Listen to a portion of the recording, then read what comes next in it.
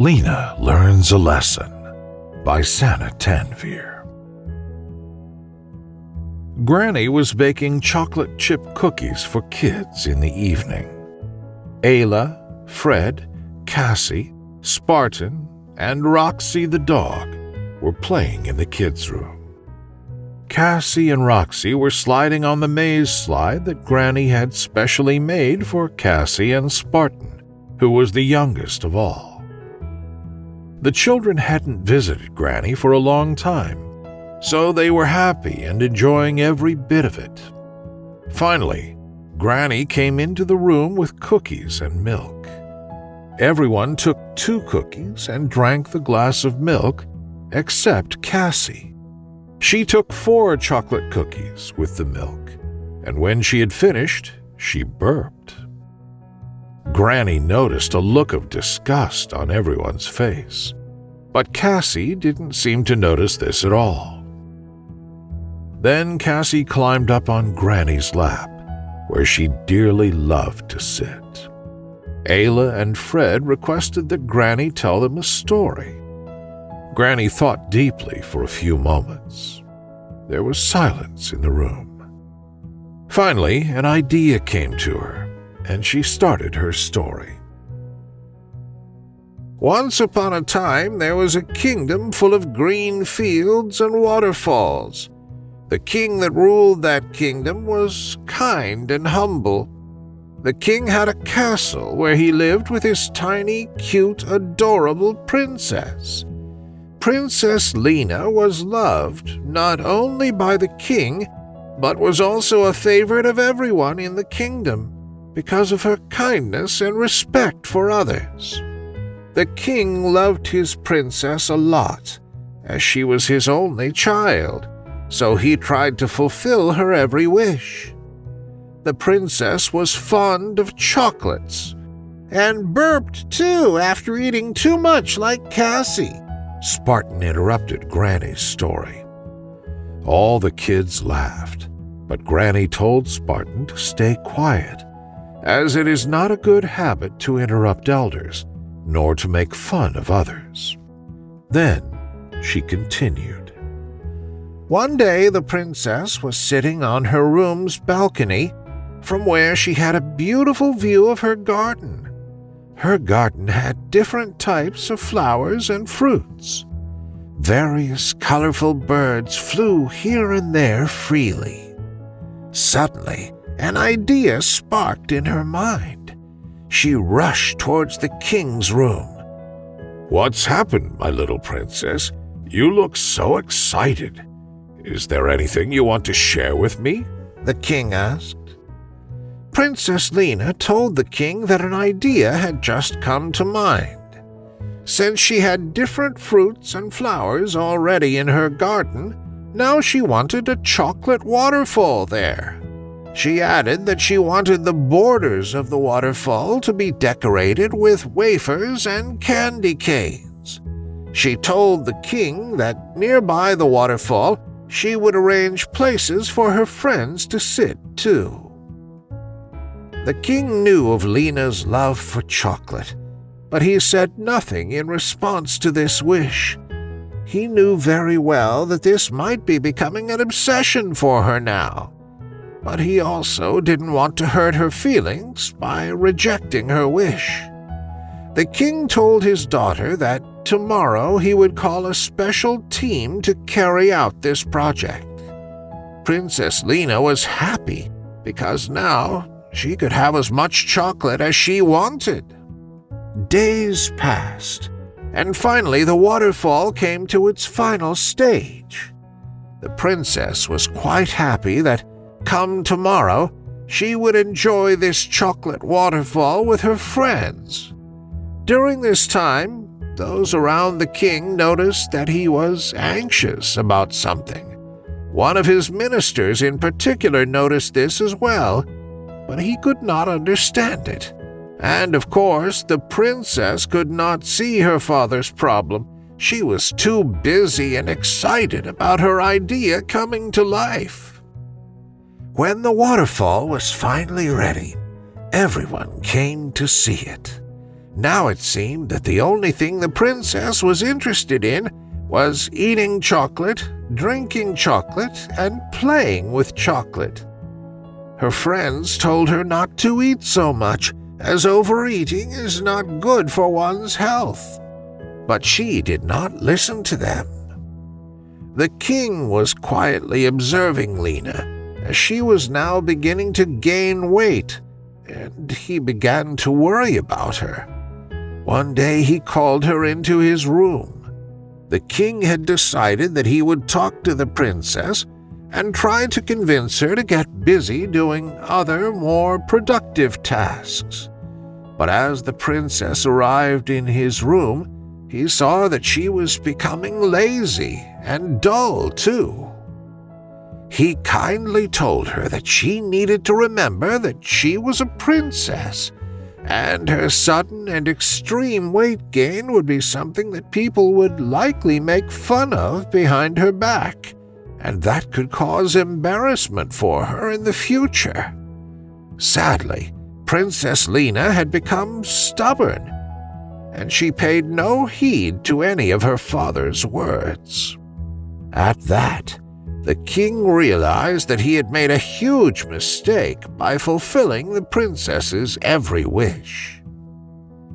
As days passed, and she continued to eat more and more and more chocolate, the princess grew older and became fatter and fatter. Even her friends were now making fun of her. Wherever she went, people started to laugh at her behind her back. Eventually, the day came when the king decided that he would transfer his throne to his only child, Princess Lina. As the princess entered the throne room, there was silence in the hall. As the princess stepped up on the stage, crack! A loud bang resonated in the air. The stage had collapsed because it could not withstand the princess's weight. Roars of laughter filled the room. Everyone was now openly making fun of the princess. For the first time in her life, Princess Lina felt embarrassed, and she ran from the room. She ran as fast as she could. She wanted to go as far from those people as she could. Sadly, she was so heavy that she couldn't even run that far. Just a short distance, really. But she made it to the edge of the forest into which she had loved to peer as a child. She cried and cried and cried, and as she wandered further, crying and crying, the princess found herself lost in the forest. She became frightened because she had heard about wild animals in the forest that eat humans. She heard a loud voice. "Don't worry, no one is going to eat a lady your size." The princess became indignant, as someone was obviously mocking her. She replied in a loud tone, "Behave! You are talking to a princess." "A princess?" She heard laughter even from different animals, but then focused in on the voice of the one who had been speaking to her. As she turned around, she saw an old man quietly standing there. "Who are you?" Princess Lina asked. "A king," the old man replied. At this, the princess became furious. "If you can be a princess, then I can be a king too," the old man said to the princess. "But I am a real princess," the princess said in a more serious tone. At this, the old man could sense her sadness too. "I know you are a princess who has run away from her castle on the day of her coronation because people made fun of her being so extremely overweight," the old man said. The princess was shocked.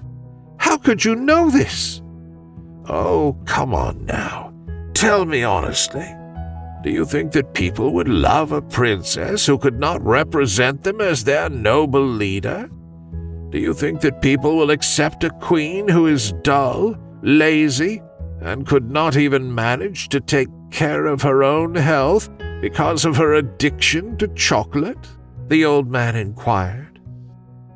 For the first time in her life, Princess Lina began seriously thinking about this stuff. She asked the old man, "Are you a teacher or a monk?" The old man smiled at this question. "What I am doesn't matter at all. Try to focus on taking care of yourself instead," he advised her. "Can you guide me as to what I should do now? I do not want to go back as I am," she said. The old man replied that he would surely help her, but first she had to prove herself worthy of staying there. He told her to climb the tallest mountain in the forest and bring back the most precious thing from the peak of that mountain. At first, she thought it too difficult a task, but then she decided that she must do it because she wanted the help of the wise man. And so his challenge to her helped her to take on this difficult journey. The old man told his friend Jackie the monkey to accompany the princess on her journey. She finally headed toward the mountain. On her way to the mountain, she noticed that all the animals were laughing at her, but she ignored them, as this time she had a goal in mind, and she wanted to achieve it. That whole day she saw that animals were busy working in the forest. Elephants and rhinos were carrying wood logs across the forest. The lion was training tigers and leopards for a high-speed race. Snakes were stretching their muscles by wrapping along the branches of trees. Everyone was working in the forest. The princess realized that these were mere animals who were focused on their life activities, while she, a royal princess, did nothing all day long. One afternoon, since Jackie was hungry, he jumped up into a tree and grabbed 2 bananas. He gave one of them to the princess. The princess was shocked at Jackie. She noticed that while Jackie could eat all the bananas from the tree, he ate only one to take care of his hunger. She also saw that he was fit enough to jump from one tree to another. And not only this, but he also shared one banana with the princess. This caused her to remember that she had never shared her chocolate with others.